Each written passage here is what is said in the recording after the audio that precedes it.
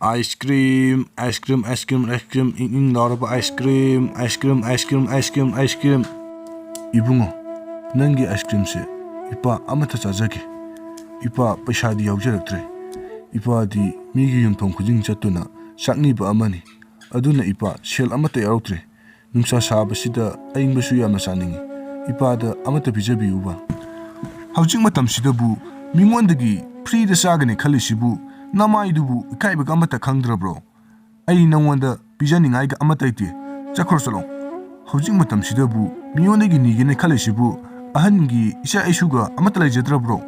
hojing matam se yamna sakhalabani miyonegi niraga chabase yamni kainarabani ahalladu phajaugi wahi adu tabada karimta haramdaba makai chatkirami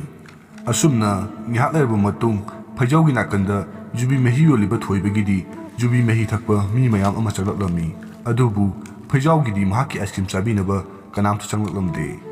thoibigida mi mayam ama jubi mehi thakpa do ubada phajaudi yamna kalakcherami ai haukraba ice cream sina kanamta chaba sangakte aduga magi karisu hautaba jubi mehi sina mi mayam amaga thaine ai maga chum mafam asida yominarabadi yarroi aduna ma mafam asida yondanaba thabak tawbana farani aduna trabadi aigi ice cream se amata yondaba tare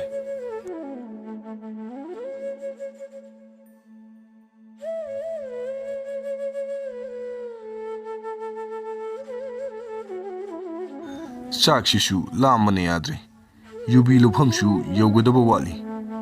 ngak potha boina u makha sida sakse pothoga heta chathokrage asumna thoibena mahna purakliba sakadu lawthoklaga sage tawringeida lambi matai amada yamna haloraba nupa amana lambenda chapami khudingi peshani badu rami madu urubadigi thoibana mahna chage tawramba sakadu ahalladugi manakta putuna salami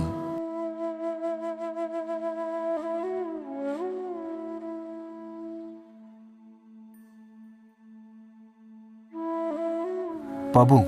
saksina sana chagena tawjarambani chaba hawdribani pabung asengma chakni pabung su chak charamdo mandri aduna chakhi loksalaga pabung chabiro nasadi yumdo in chajarage onthokna nusikreda ichagi wahaisi tabadi ipa chadrabasu upin pele nang adum chajaro da ibungo yadi pabung nasadi horen yumda charabasu yai pabung adum chabiro pabung di ahan suoirabanina hajipok chak chadrabadi pabung soidana nasa surani aduna pabung adum charo nasadi horen yumda halaga chajarage pabung Isana yadrabadina ne ipa isagi sakto charage adu ibungo nangna taru khudimukta mangoloibo oyuko ipa nang sipiriba bora se nang lemna mangda boyo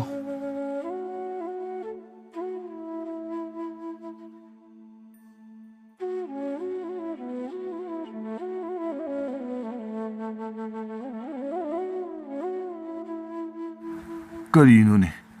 hantak maraki nungsa khusasibu sumaina sumsaduna lairabadi thabak kase amata chatpa ngamdau mandre kari matawna tawribasibu masigi thoiba hairibu nupa asi masimu Pukchenchaoba minungsi chauba asibu khul asidabu leibu leiram khidrane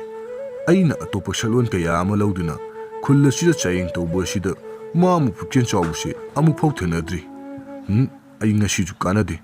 atopa salwal ama lauduna mangwanda amuktanga chayeng tawge aduga aigi chayengse aroibu oirage ngasina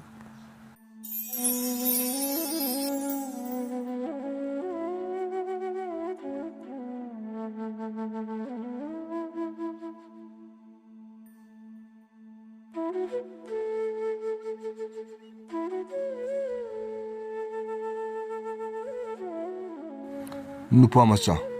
nangi ising thaknabaga yauribra nushanaga nusha sabasida ipagi khanause khrak kange ising yamna khaurange ipa kita thakjage nangi isinga yaurabadi hoi pabung nasagi ising yaujari thao kaisu kaide pabung asumna thoibena ahalladuda maki yauriba ising botala do lawthoklaga pirami ahalladuna thoibena piriba ising adubu yam hauna thaklammi onthokna nungaire nupa macha ipagi orang khorang bache isana kohan bire isana ne taru khudinda mangoloyo ipa amu chalukhige pabung Ising botanse pabung adum pubikro. Horen pabungna khawrangaga kanda thaknaba. Ipagidi yare, ipagidi yum yaudore.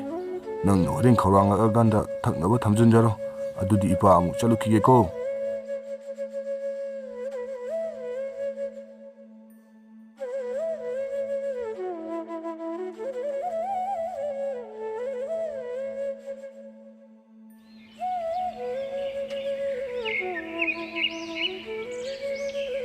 Mathangi numini ayuki matamni thoibana lambenda sum lakpada ahal lamana lambelni mataya mada tumdun leiba adu thoibana thenarami thoiba ahal adugi matawdu ubada mahak yamna nungaijaramde ahanse ontokna nungai khidreda kayada nungaina tumini yemo phishu amata yawdaba makai masasisu haying ngakta ngairi aigi phishina hekta kupsan biramage asomna thoibana magi mangaksumda yaliba phi aduna ahal adugi masa thungnaba kupsan birami aduga thoiba mahaki thela adubu mu induna chatkirami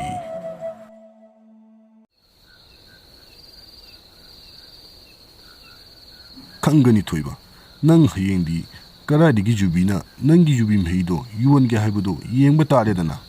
nangi jubi mhei singse yuwandaba taragadi aigi askim se shitkani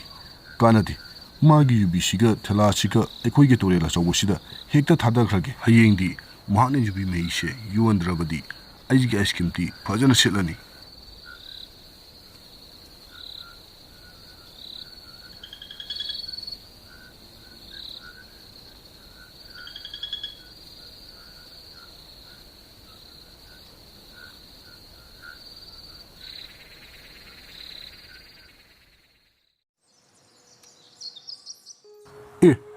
aigi yubiga thalagadi leiramdrene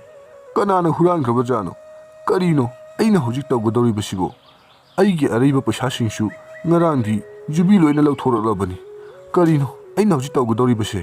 ai asabuta thoga amukta thirukige asumna thoiba wakhan nungaita maki imphangariba phajawna torena thadakraba thela adubu thiruni haiduna thokhirami karino tawriba matawasibu aibu mangla taibangla aina migi phataba tawrubagi mahai oira male aina ngasi phanglibase aigi asuk tangkraba askimgi toli misila sibu angang machagi sanapot oina on khreme tawrise ai matungda amuk ana migi mangna basilaroi aina ngasi tariba tasa ase aina kalak khamonbe helubagi migi phatanaba tawrubagi damaktani somdana thoiba mahaki yubi yawa thela adubu thiribani haiduna mahak wakhan nuaitena asum laklami mahakna lakpagi lambel aduda sadhu baba ama thenarami kari tawre nupa macha nangna asuk wakhan nuaitena lambel asida laklibase nangbu kari tawba yaurage sadhu baba aidi jubi mehi kharkha yonjaraga chamna hingjaba misak amani aina ngarang jubi lawraga aigi thela aduda mapanda hapna thalambani aduga ngasi nongalakpada jubi dusu thela dusu amata leiramdre mina huram bikra male thirugi haiduna tholakpani hera nupa macha nangsu angakpani mina huran khraba nangi thela aduga jubi gidubu nangna thiruni na tholaibani ne kana nabu phangludoino karisu khalluranuse aina nangwandane jubi pambi ama pige jubi pambi ado nangna mafam chana thajalu yamna mating magul laikhraba jubi ni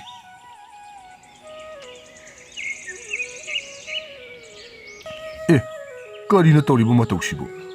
ngarangta sadhu babana pirakta ngairiba jubi pambini aina thagi haiduna mafam asida thamambani